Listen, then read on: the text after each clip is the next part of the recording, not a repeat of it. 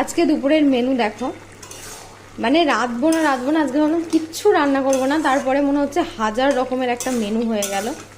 তো এই পুঁই মিচুরিগুলো অহনা দিয়েছিল, কাঁচা পুঁই মিচুরি খেতে তো ভীষণই ভালো লাগে, কিন্তু সময়ের অভাবে আজকে মনে হয় 10 দিন হয়ে গেল ফ্রিজে পড়ে আছে। আজকে সব বাদ দিয়ে মুচুরি, মূলো টুলো তো এখন নেই, গাজর বেগুন আলু টালু বড়ি টড়ি দিয়ে একটা চচ্চড়ি করছি, এটা ঢাকা দিয়ে দিলাম।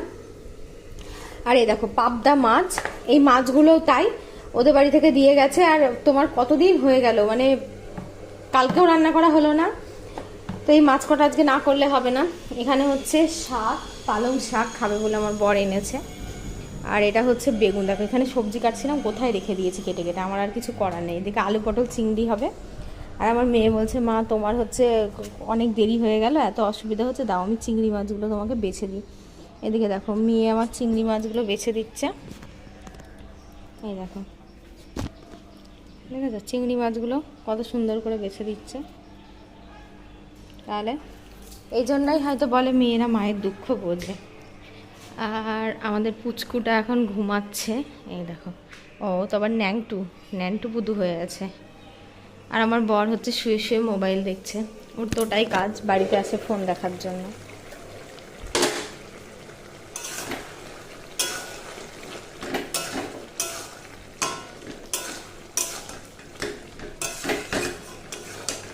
চচ্চড়িটা খেতে কেমন হবে জানি না, একদম মশলা টসলা সব কিছু ছাড়া, কিচ্ছু মশলা দিইনি এর মধ্যে। দেখো কত সুন্দর নিট অ্যান্ড ক্লিন ভাবে চিংড়ি মাছগুলো পরিষ্কার করেছে, প্রত্যেকটা চিংড়ি মাছের লেজ ফেলেছে, মাথা ফেলেছে, কত সুন্দর করে পরিষ্কার করেছে। আর এদিকে পাবদা মাছগুলো দুমদাম করে ফোটে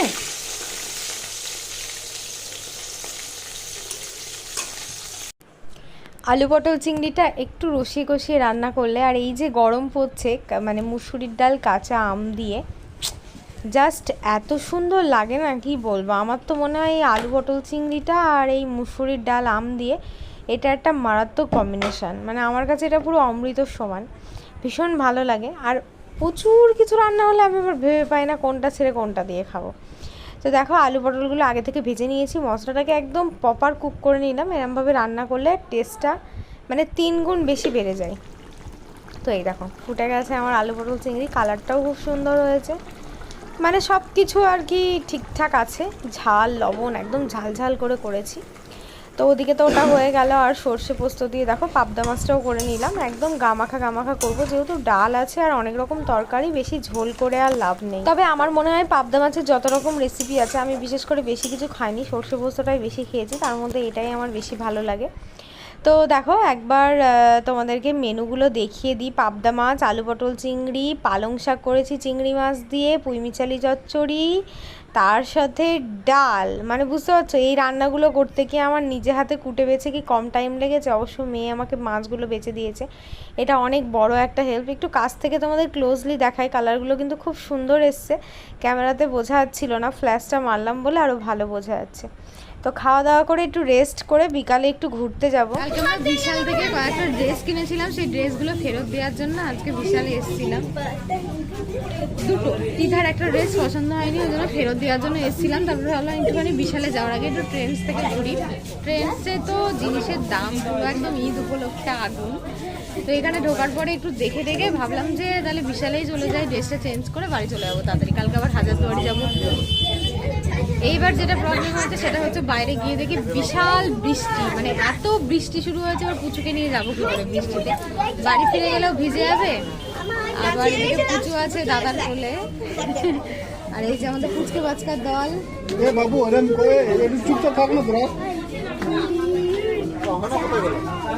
ওই যে ওখানে কি একটা দেখছিল, আর এই যে এই হচ্ছে আমার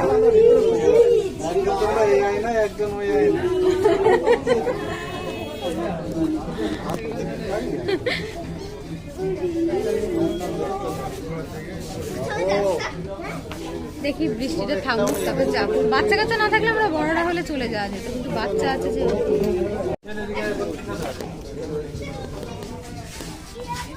আর এইদিকে আমার বান্ধবী ললিতার ফটোশুট চলছে, দাদা বলছে একদিকে এই বান্ধবী একদিকে ওই বান্ধবী, দুই বান্ধবী এখনো ঠিকঠাক হয়নি। গুড মর্নিং, সুপ্রভাত, কেমন আছো সবাই? কালকে তো পুরো শপিং করতে গিয়ে ভিজে ভিজে বাড়ি এসেছি। আর এই যে দেখতে পাচ্ছ সকাল সকাল ঘুম থেকে উঠে গেছে সূর্যদেব, আমার পতিদেবও উঠে গেছে, জল আনতে গেছে, ওই যে চলেও এসছে। দেখো এই দেখো এই দেখো মোটরসাইকেল নিয়ে জল নিয়ে চলেও এসেছে। আর আমি চা করেছি সকালে, চা আর চাল ভাজা খাচ্ছি এই যে। আর ওর জন্য আর কি ঠান্ডা হয়ে যাবে বলে এটার মধ্যে রেখেছি। আর মেয়ে বলছে মা আমাকে চা দিও না, আমাকে হরলিক্স দাও। ঠিক আছে খা, যেটা ভালো লাগে সেটাই খা। এই বাবু এনে হরলিক্সটা খেয়ে নে। দুধে দিয়ে হরলিক্স খেলে কি হয় বল? ত্রিশানের পাপা আসার পর থেকে কিন্তু একদমই মানে ত্রিশানকে নিয়ে আমি কোনো কাজ করা আমার অভ্যাস নেই, কারণ সব সময় ওকে ধরে থাকে ওর বাবা। তো এইটা একটা এত বদ অভ্যাস হয়ে গেছে না, ওর বাবা চলে গেলে যে আমি কি করে কি করব আমি নিজেও জানি না। তো ফাইনালি এই যে রেডি হয়ে গেছি, আমার সোনা রেডি হয়ে গেছে। ত্রিধা এদিকে আসো, এখন রেডি হয়ে গেছি, অহনাদের জন্য ওয়েট করে বসে আছি। আমাদের রেডি প্রায় 10 মিনিট হয়ে গেল রেডি হওয়া, ওরা আসছেই না।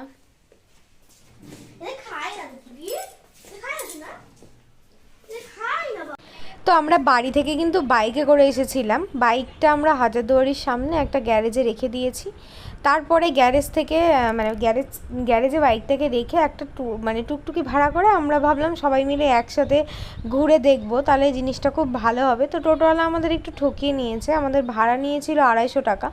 আমাদেরকে বলেছিল যে বাপ ওই মসজিদটা নসিব কি একটা মসজিদ ভুলে গেলাম নামটা, ওটাও আমাদেরকে দেখাবে, কিন্তু পরে আর সেটা দেখায়নি। সোজা কাঠগোল্লা বাগান, জগৎ সেটের বাড়ি, তারপরে আরও সব রাজবাড়ি ছিল, 7টা স্পট, মির্জাফরের কবরস্থান, তারপরে যেখানে কলিজা বেগম আর কি কলিজা খেত, যাকে জ্যান্ত সমাধি দিয়েছিল, সেই সবগুলোই আমাদেরকে দেখিয়েছে ঘুরিয়ে। ওগুলো একই লাইনে পড়ে, মানে এটা আমরা বাইক নিয়ে ঘুরলে আমাদের আরও বেশি ভালো হতো। তো যাই হোক, যেটা হয়ে গেছে, সবাই একসাথে টোটোতে আনন্দ করে ঘুরেছি, এটাই একটা বড় ব্যাপার। তো এটা হচ্ছে কাঠগোল্লা বাগান। কাঠগোল্লা বাগানটা কিন্তু মানে ভীষণ ভালো একটা দেখার জায়গা। ভিতরে অ্যাকচুয়ালি রাজাদের যে বাগান বাড়ি বলে না, বাগান বাড়ি বলে একটা বাড়ি থাকতো, এটাই হচ্ছে সেটা, যেটার থেকে মানে যেটা একটা সুড়ঙ্গ পথ আছে, যেখানে কি বলবো আর কি, আমি নামটা বারবার ভুলে যাই। অ্যাকচুয়ালি নামটা কী রে মানে সিরাজদৌল্লা, রাজা সিরাজদৌল্লা। আমি বারবার শাহজাহান বলে দিই, মানে এই তাজমহলের নেশাটা আমি আর ছাড়তে পারিনি। তো সিরাজদৌল্লাকে যে মানে একটা গুপ্ত যে সুড়ঙ্গ ছিল যেখানে গিয়ে আর কি হত্যা করা হয়েছিল, সেই সুড়ঙ্গটাও তোমাদেরকে দেখাবো। তো এই যে ঢুকলাম, আর ওখান দিয়ে মালু পাচার হতো। কি পাখি, এটা লেখা আছে চীনের, এটা চীনের রিভস রঙিন পাখি, রিভস।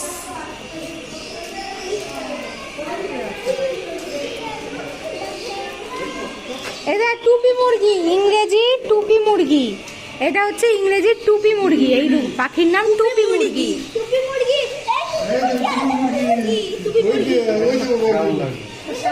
টুপি মুরগি, আচ্ছা এটা হচ্ছে চীনের কি লেডি আমহাস্ট পাখিটার নাম।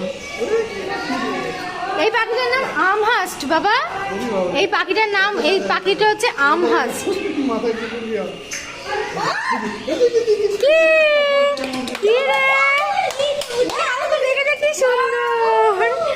কি সুন্দর, ওয়াও, এখানে ঝর্ণাটা কি দারুণ।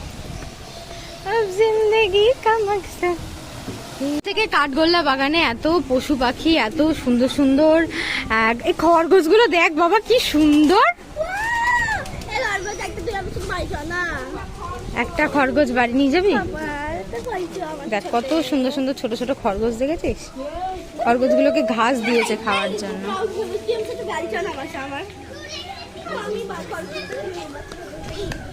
এদিক দিয়ে ঘুরে ওই দিক দিয়ে চলো। কেন যাওয়া হবে না? কি রে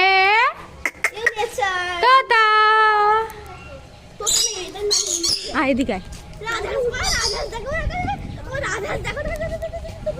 আয় না,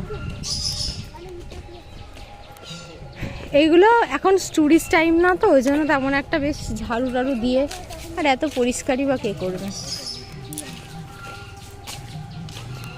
আর কি সুন্দর সুন্দর রাজহাঁস।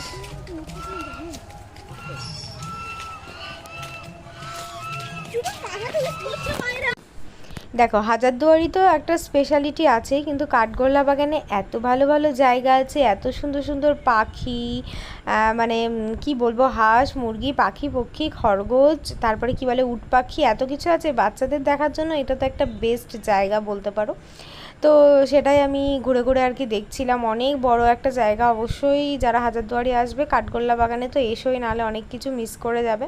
তো এইটা দেখো উট পাখিগুলো একদম খাচ্ছিল, আর একদম স্ট্রিক্টলি মানা করা ছিল যেন উট পাখিদেরকে কোনো মানে উল্টোপাল্টা খাবার না দেয়া হয়। আর এই সেই সুড়ঙ্গ পথ যেটার সঙ্গে একদম গঙ্গার সাথে সংযোগ আছে আর কি। এখন তো জলে ভর্তি হয়ে গেছে পুরোপুরি। তো যাই হোক, আমরা হচ্ছে একটু ভিতর দিকে যাচ্ছি। ভিতরের দিকের মধ্যে এখানে দেখো একটা পুকুর, একটা ছিল একদম বাগানবাড়ির সামনাসামনি একটা। এর আগের বার যখন এসেছিলাম সেটা তো দাদার বিয়ের পর এসেছিলাম, তখন প্রচুর লাল লাল মাছ ছিল।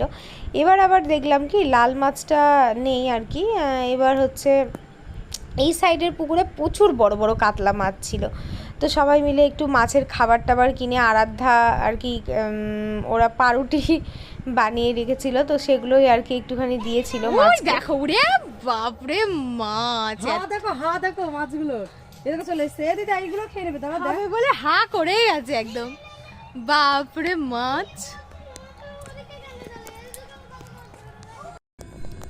তো এটা যেহেতু মুসলিম একটা সাম্রাজ্য, এর মধ্যে আবার মন্দির কোথা থেকে আসে আমি সত্যি ভেবে পাই না। তো যাই হোক, এগুলো মনে হয় পরে আর কি বানানো, না তখনকার দিনে আর কি ছিল, আমি কিছুই বুঝতে পারলাম না ব্যাপারটা। এখানে কিন্তু অনেক মন্দির আছে এই কাঠগোল্লা বাগানের মধ্যে। তোমার হনুমান মন্দির আছে, অনেকগুলোই মন্দির আছে। তো চলো আমরা এটা দেখা কমপ্লিট করে এবার সোজাসুজি চলে যাবো। আরও অনেক স্পট আছে, এগুলোতেই অনেক, এত দেরি করে দিলে হবে না, আরও প্রচুর স্পট আছে যেগুলো দেখতে হবে। ফাইনালি আমাদের কাঠগোল্লা বাগান ঘোরা কমপ্লিট। তেমনভাবে ভিডিও হয়নি, আমরা একটু ছবি আর ভিডিও তুলতে ভালোবাসি। আর আমাদের বরগুলো পুরো অপোজিট, মানে ওরা ছবি আর ভিডিও একদমই পছন্দ করে না, বকা দিচ্ছে। কিন্তু আমার আর তিধা তো মানে ওর দিকটা ঠিকই আছে, ওর আগে আগে চলে গেছে, আমরা পিছিয়ে গেছি, বকা দেবে। চলো, তো যাই হোক, ওরা একটু এগিয়ে আছে, আমরা একটু পিছিয়ে আছি। চলো সামনে বাইরে গিয়ে খাবো। প্রচুর কিছু আছে কাঠগোল্লা বাগানটা। আমি বলবো হাজারদুয়ারি আসলে ওটাকে কি মসজিদ বলছে, মানে কাটরা মসজিদটা ছবি তোলার জন্য খুব সুন্দর। আর কাঠগোল্লা বাগানেও প্রচুর দেখার কিছু আছে। হাজারদুয়ারি তো মেন আর কি। হ্যাঁ, আর হচ্ছে জগৎ শেঠের বাড়ি আছে, এই কটা হচ্ছে মানে মিডিয়াম টাইপ, এই কটা হচ্ছে মেন। দেখবাই আসলে তোমরা, দেয় না তো ওই 20 টাকা করে ইয়ে নিচ্ছে, দিয়ে ওরা খাচ্ছে। একটা কথা বলবো? হ্যাঁ বলো। আমি একদিন স্বপ্নে নেতাজিকে খুঁজে পেয়েছিলাম। নেতাজিকে? এইটা তো নেতাজি নাকি অন্য নেতাজি? মা কালী দিব্যি, আমি সত্যি সিরিয়াসলি সিরিয়াসলি দিয়ে আমি মানে হতভম্ব, বুঝলা তো? চলে যাচ্ছে, বুঝলা তো? হয়তো নরমালি ক্যাজুয়ালি মানুষের মতো রয়েছে। এই দেখো সবাই ঘোড়ার গাড়ি করে, যারা ঘোড়ার গাড়ি করে পরিদর্শন করছে। এই আমরা টোটো না করে একটা ঘোড়ার গাড়ি করতে পারতাম, বাচ্চারা একটু আনন্দ পেতো, তাই না? করা হয়ে গেছে, আর কি করা যায়। তো ফাইনালি হাজারদুয়ারির সমস্ত স্পটগুলো দেখে হাজারদুয়ারির সামনে এসে বসলাম। ছেলেকে একটু মামটাম দিয়ে এখন রেডি হয়ে, মানে রেডি বলতে কি, ছেলেকে খাইয়ে দাইয়ে নিলাম যাতে ও আর কান্নাকাটি না করে। এবার সোজা ভিতর, তারপরে বাইরে। এই যে আমি আমাকে নেয়নি আজকে হিংসা করে ভিডিওতে। সবাইকে কখন থেকে বলছি একটু আসো, একটু ক্যামেরাতে সবাই আসো, কেউ আসছে না। এইটাই তো একটু স্মৃতি হয়ে থেকে যাবে নাকি? আরাধ্যা আন্টির ফোনে ক্যামেরা, আন্টির ফোনে ক্যামেরা, আরাধ্যা চলো।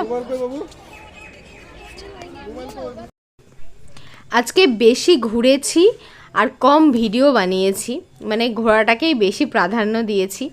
আসার পথে আগের দিন যে হোটেলে খেয়েছিলাম সেই হোটেলেই লাল শাক, ডাল, একটা সয়াবিন আলু সবজি, ভেন্ডি আলু ভাজা, তার সাথে ছিল দই কাতলা, পেঁয়াজ, লঙ্কা। এই ছিল আজকে দুপুরের একদম সিম্পল সাদামাটা মেনু।